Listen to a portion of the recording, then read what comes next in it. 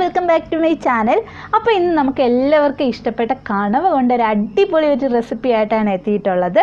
ചിലർ അതിനെ കൂന്തലെന്ന് പറയും. അപ്പം നമ്മുടെ ഒരു കണവ റോസ്റ്റാണ് നമ്മൾ ഇന്ന് ഉണ്ടാക്കാൻ പോകുന്നത്. അതെങ്ങനെയാണ് ഉണ്ടാക്കുന്നതെന്ന് നമുക്ക് നോക്കാം. നമ്മുടെ കണവ റോസ്റ്റിന് വേണ്ടി നമുക്ക് കുറച്ച് സാധനങ്ങൾ ആവശ്യമായിട്ടുണ്ട്. ഫസ്റ്റ് തന്നെ നമുക്ക് വേണ്ടത് കണവയാണ്. അത് നന്നായിട്ട് ക്ലീൻ ചെയ്ത് അതിൻ്റെ തലയൊക്കെ നമ്മൾ എടുത്തിട്ടുണ്ട്. പിന്നെ ഇങ്ങനെ ചെറിയ പീസസ് ഈ അളവിന് നമ്മൾ കട്ട് ചെയ്തെടുക്കുക. കത്രി കൊണ്ട് കട്ട് ചെയ്യുമ്പോഴേക്കും നമുക്ക് പെട്ടെന്നാവും. അങ്ങനെ കട്ട് ചെയ്തെടുത്ത് വെച്ചിട്ടുണ്ട്. നന്നായിട്ട് ക്ലീൻ ചെയ്ത് വാട്ടറൊക്കെ നന്നായിട്ട് ഡ്രെയിൻ ചെയ്തെടുത്ത് വെച്ചിട്ടുള്ളതാണ്. പിന്നെ നമുക്ക് വേണ്ടത് സവോള ഒരു 2 വലിയ സവോള തന്നെ എടുത്തിട്ടുണ്ട്. പിന്നെ കുറച്ച് കറിവേപ്പില, 2 പച്ചമുളക്, ഒരു ചെറിയ കഷ്ണം ഇഞ്ചിയും ഒരു 6-7 അല്ലി വെളുത്തുള്ളി നന്നായിട്ട് ചതച്ചെടുത്ത് വെച്ചിട്ടുണ്ട്. ഓക്കെ. പിന്നെ വേണ്ടത് ഒരു വലിയ ടൊമാറ്റോ നന്നായിട്ട് കട്ട് ചെയ്ത് വെച്ചിട്ടുണ്ട്. മീഡിയം ടൊമാറ്റോ ആണെങ്കിൽ 2 ടൊമാറ്റോ എടുക്കുക. പിന്നെ ഒരു നെല്ലിക്ക വലിപ്പത്തിന് പുളി, അതൊന്ന് നന്നായിട്ട് സോക്ക് ചെയ്ത് അത് നന്നായിട്ട് പിഴിഞ്ഞെടുത്ത് വെച്ചിട്ടുണ്ട്. ഇനി നമുക്ക് ചെയ്യണം. പിന്നെ കുറച്ച് മസാലകളോടുകൂടി നമുക്കിതിന് ആവശ്യമായിട്ടുണ്ട്. നമ്മളൊരു പാത്രം എടുക്കുക. ആ പാത്രത്തിലേക്ക് നേരത്തെ ക്ലീൻ ചെയ്ത് വെച്ചിട്ടുള്ള കണവകൾ നമ്മൾ അതിലേക്ക് ഇട്ട് കൊടുക്കുക. എന്നിട്ട് ഇതിലേക്ക് നമുക്കൊരു 1/4 ടീസ്പൂണോളം അളവ് മഞ്ഞൾപ്പൊടി ഇട്ട് കൊടുക്കാം. എന്നിട്ട് ഒരു 1/2 ടീസ്പൂണോളം അളവ് മുളക് പൊടിയും ഇട്ട് കൊടുക്കാം. നമുക്ക് ഈ കണവയ്ക്ക് ആവശ്യത്തിന് മാത്രമായിട്ട് ഉപ്പിട്ട് കൊടുക്കുക. നമ്മളിപ്പോൾ കണവ വേവിക്കുന്ന ആ കണവയ്ക്ക് ആവശ്യത്തിന് മാത്രമേ ഉപ്പിട്ട് കൊടുക്കാൻ പാടുള്ളൂ. എന്നിട്ട് അതിനുശേഷം നമ്മൾ നേരത്തെ പിഴിഞ്ഞ് വെച്ചിട്ടുള്ള ആ പുളിവെള്ളം ഒഴിച്ചു കൊടുക്കുക. ഒരു 1/2 കപ്പ് വെള്ളമേ അത് കാണത്തുള്ളൂ. ആ വെള്ളം കാരണം കണവ വേവിക്കുമ്പോഴേക്കും അതിന് ഒത്തിരി വെള്ളം ഇറങ്ങി വരും. എന്നിട്ട് ഇതെല്ലാം നന്നായിട്ടൊന്ന് മിക്സാക്കി കൊടുക്കുക. മിക്സ് ചെയ്തതിന് ശേഷം നമുക്ക് കുറച്ച് ഗരം മസാല നമുക്കിതിലേക്ക് ആഡ് ചെയ്യണം. ഒരു 1/4 ടീസ്പൂണോളം അളവ് ഗരം മസാല കൂടെ ആഡ് ചെയ്ത് കൊടുക്കുക. ആഡ് ചെയ്ത് കൊടുത്തതിന് ശേഷം നന്നായിട്ട് മിക്സ് ചെയ്തിട്ട് ഇതൊന്ന് കുക്ക് ചെയ്തെടുക്കുക. നമ്മൾ ഓപ്പണായിട്ട് വെച്ച് തന്നെ കുക്ക് ചെയ്തെടുക്കുക. അടച്ചു വെക്കേണ്ട ഒരു ആവശ്യമില്ല. അപ്പോൾ ഇത് ഏതാണ്ട് തിളച്ച് വരുമ്പോഴേക്കും അതിൽ നിന്നൊക്കെ ഒത്തിരി വെള്ളം ഇറങ്ങിയിട്ടുണ്ട്. അതെല്ലാം നമുക്ക് നന്നായിട്ട് ഓപ്പൺ ചെയ്ത് വെച്ചിട്ട് തന്നെ കുക്ക് ചെയ്തെടുക്കുന്നതായിരിക്കും കുറച്ചുകൂടെ ബെറ്റർ. അപ്പോൾ നമ്മുടെ കണവയെല്ലാം നന്നായിട്ട് വെന്ത് വന്നിട്ടുണ്ട്. നമുക്കിനി അടുത്ത് വഴറ്റിയെടുക്കാം. പാൻ എടുത്ത് അടുപ്പത്തേക്ക് വയ്ക്കുക. ആ പാൻ ഒന്ന് ചൂടാകുമ്പോഴേക്ക് അതിലേക്ക് 2-3 ടേബിൾ സ്പൂൺ വെളിച്ചെണ്ണ ഒഴിച്ചു കൊടുക്കുക.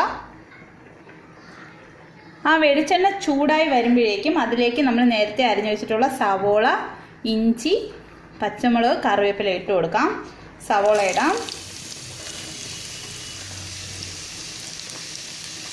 സവോള ഇട്ട് കൊടുക്കുക. എന്നിട്ട് ഇഞ്ചി വെളുത്തുള്ളി പേസ്റ്റ്, എന്നിട്ട് 2 പച്ചമുളക്, കറിവേപ്പില ഇത്ര ഇട്ടിട്ട് നന്നായിട്ടൊന്ന് ഇളക്കി നന്നായിട്ടൊന്ന് വഴറ്റിയെടുക്കണം. നമുക്ക് ഒരു ബ്രൗണിഷ് നിറമാവണം.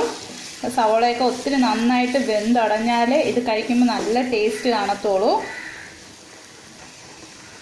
ഇതിലേക്ക് ആവശ്യത്തിന് സവോളയ്ക്ക് മാത്രം ആവശ്യത്തിന് ഉപ്പിട്ട് കൊടുക്കുക.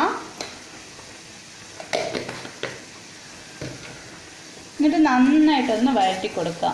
ഇത് വേണമെങ്കിൽ അടച്ചു വെച്ച് നമുക്ക് കുക്ക് ചെയ്തെടുക്കാം. നിങ്ങളുടെ സൗകര്യം എങ്ങനെയാണോ ആ രീതിക്ക് സവോള നന്നായിട്ടൊന്ന് വഴറ്റിയെടുക്കുക. ഞാനിവിടെ അടച്ചു വെച്ച് തന്നെയാണ് കുക്ക് ചെയ്യുന്നത്.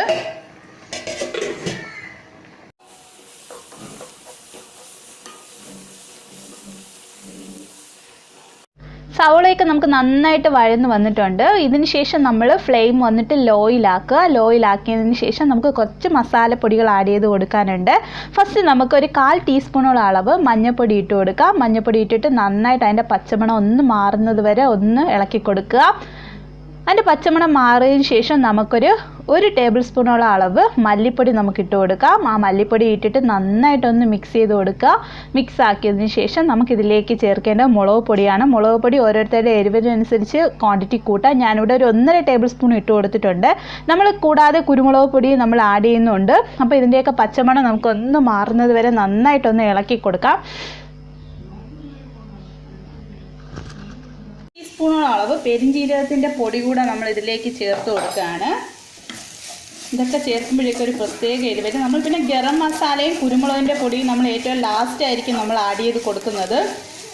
ലാസ്റ്റ് ആഡ് ചെയ്യുമ്പോഴേക്കും ഒരു പ്രത്യേക മണം തന്നെ നമുക്ക് കിട്ടും. അതിനു വേണ്ടിയാണ് നമ്മൾ ലാസ്റ്റ് ആഡ് ചെയ്ത് കൊടുക്കുന്നത്. ഇതിൻ്റെയൊക്കെ പച്ചമണം ഏതാണ്ട് മാറിയിട്ടുണ്ട്. ഇനി ഇതിലേക്ക് നമ്മൾ നേരത്തെ കട്ട് ചെയ്ത് വെച്ചിട്ടുള്ള ടൊമാറ്റോ ഇട്ട് കൊടുക്കാം. ഇതെല്ലാം ഒന്ന് നന്നായിട്ട് മിക്സ് ചെയ്തതിന് ശേഷം ഇത് നമ്മൾ അടച്ച് വെച്ച് ഒന്ന് കുക്ക് ചെയ്തെടുക്കണം.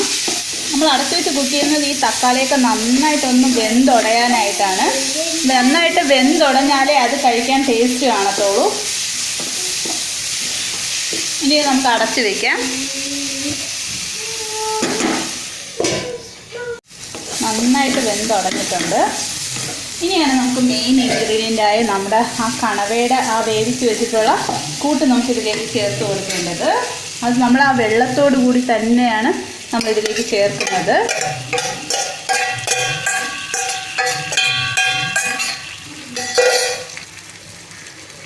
എന്നിട്ടിതെല്ലാം നന്നായിട്ടൊന്ന് മിക്സാക്കി കൊടുക്കുക.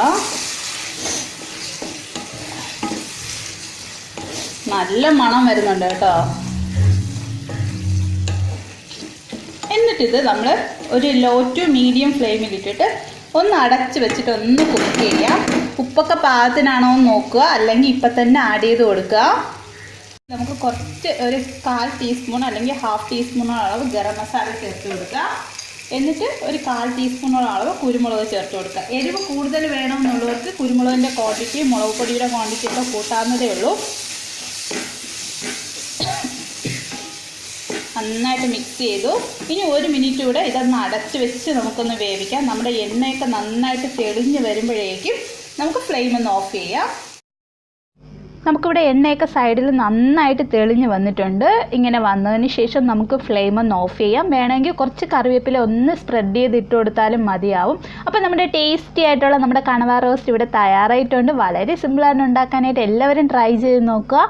Thank you for watching. Bye bye.